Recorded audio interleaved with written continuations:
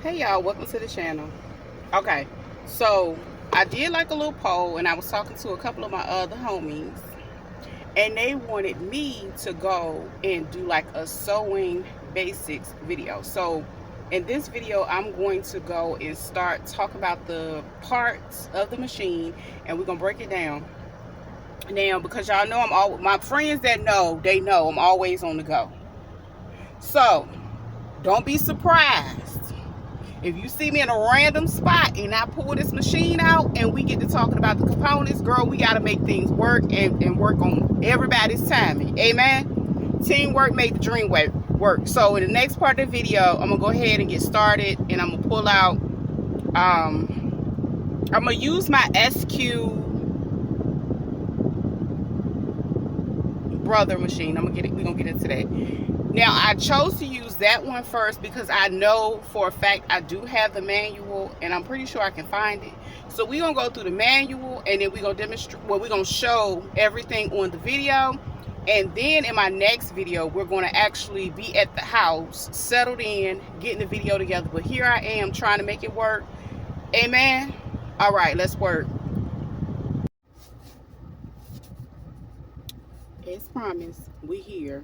We got the diagram and we got the Brother SQ9285.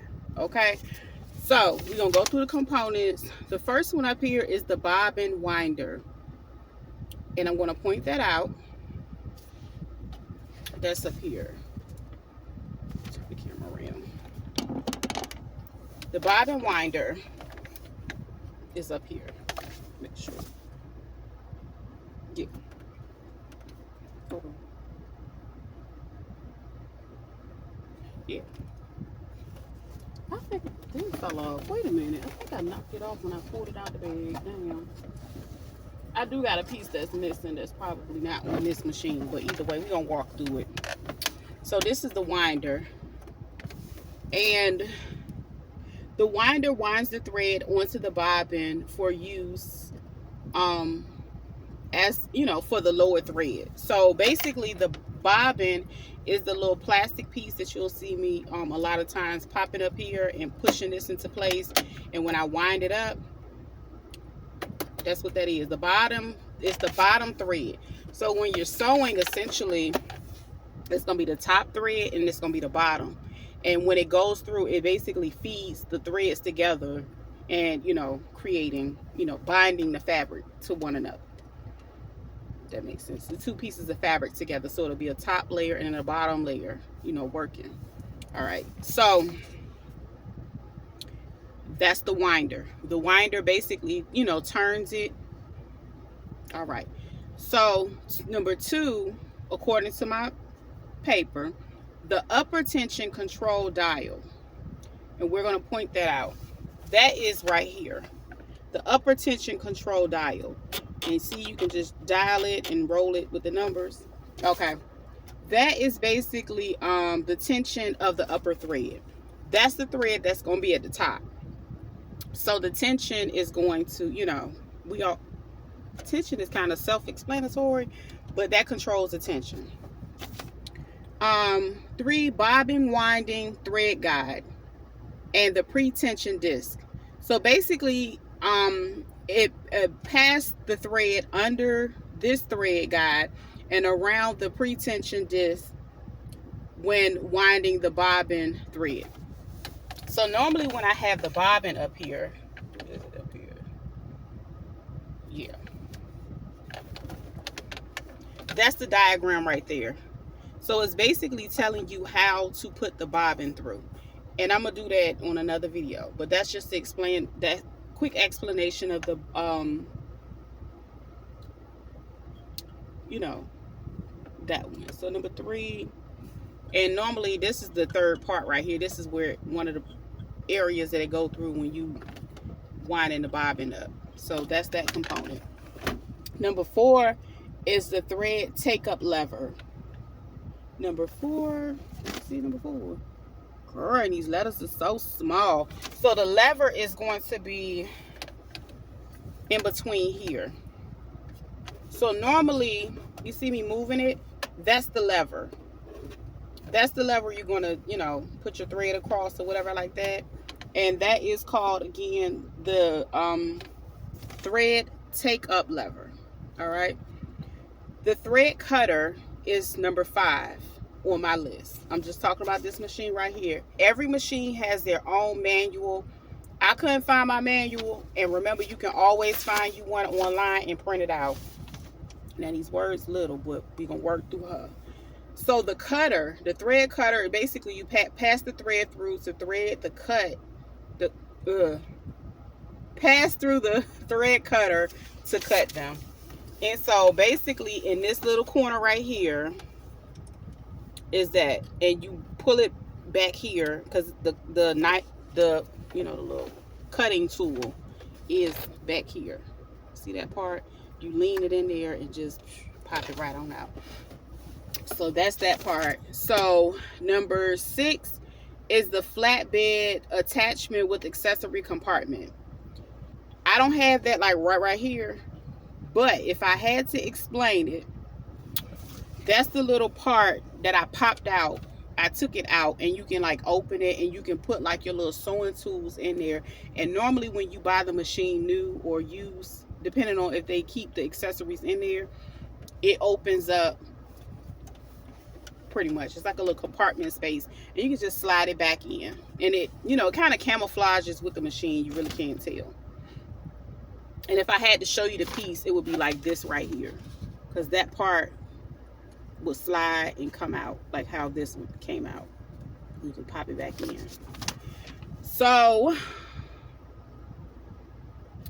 the operation buttons is number 7. So basically up here is considered the operation buttons. That's my back stitch. That's the one that you can pull the needle up and down. This one, what the heck do I do this? I don't even remember. I don't hardly use this one, but I do a lot of back stitching, of course, and then I use this one like if I feel like making my needle come up. A lot of times I don't even use it. I forgot what that one was. I ain't gonna hold you. So basically it says the operation buttons differ depending on the sewing machine model. So basically whatever it is you need it for. Yeah. So operational panel, which would be this part over here. And I'm guessing it includes the whole thing. It makes sense.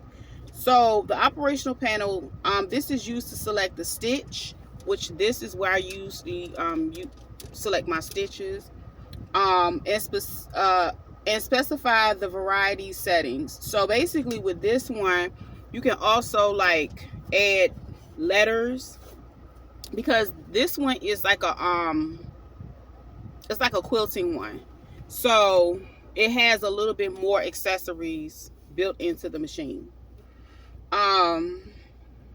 And this part will also, like the operational panel will always differ based on the machine that you have. This is an electronic machine, so if you would use one that's not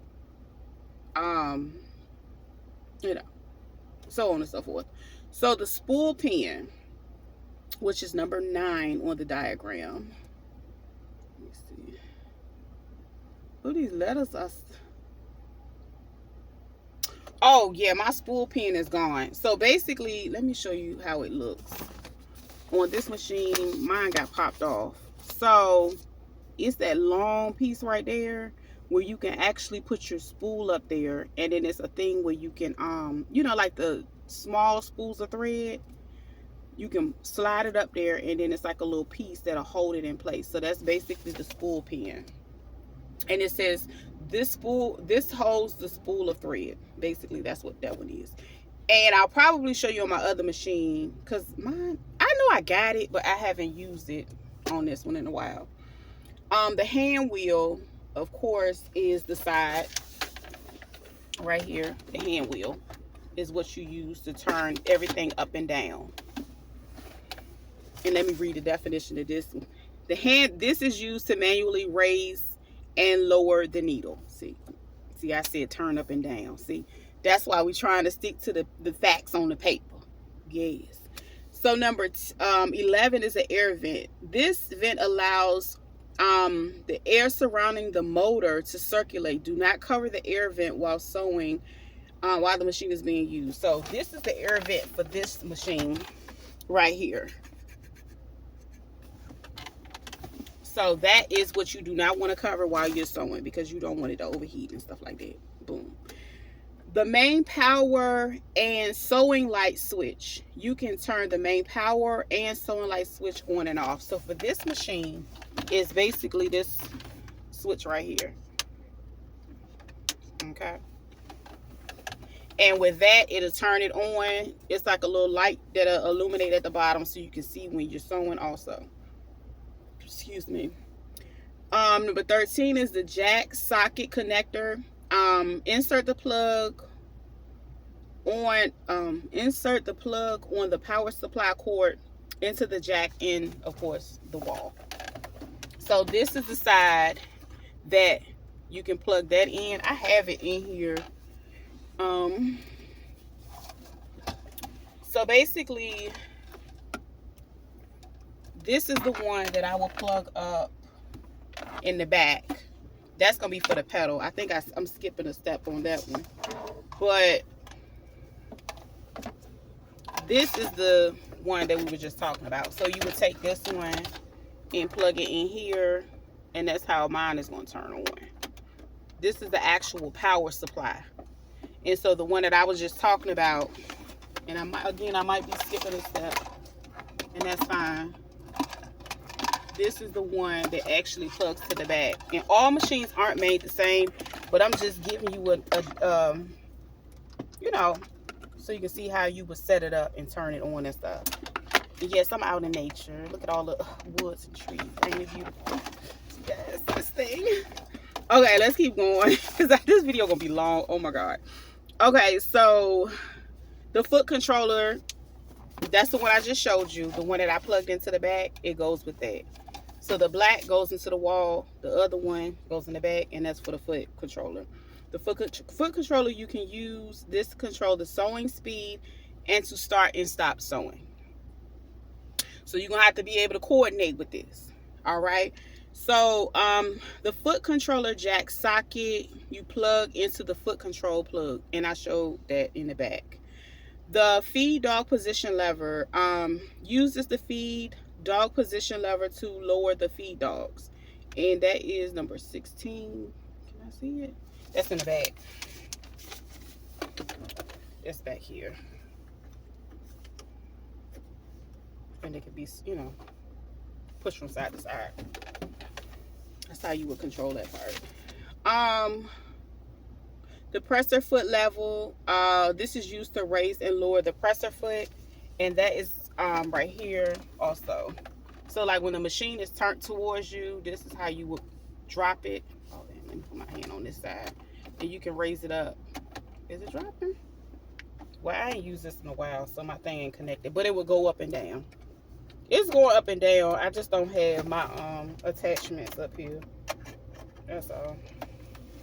We just grabbed her and came outside. Okay. The thread guide. This is used when winding the thread into the bobbin and then through the machine. So again, the diagram is on the top to show you how to do the bobbin. Oh, I forgot to show you this part too on this machine. And I decided to use this machine because it's affordable. You can do a lot of stitching with this, and this is like the little guide to show you how to coordinate the you know, the letters and numbers and stuff you want to do. Boom, that's what that is.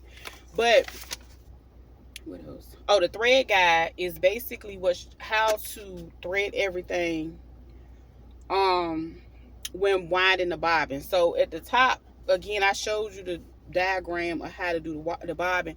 We're gonna get into that in a whole nother video. If I'm not mistaken, I do have one, but I will recreate one. And the last thing, of course, is the handle, and that's how I'm grabbing it from the back and lifting it. This the handle. Almost all the machines got a handle. This is going to conclude this video right now. And again, that is the Brother SQ9285. It is actually used for it's a sewing machine, but also you can use it for quilting. So we're gonna continue this sewing series.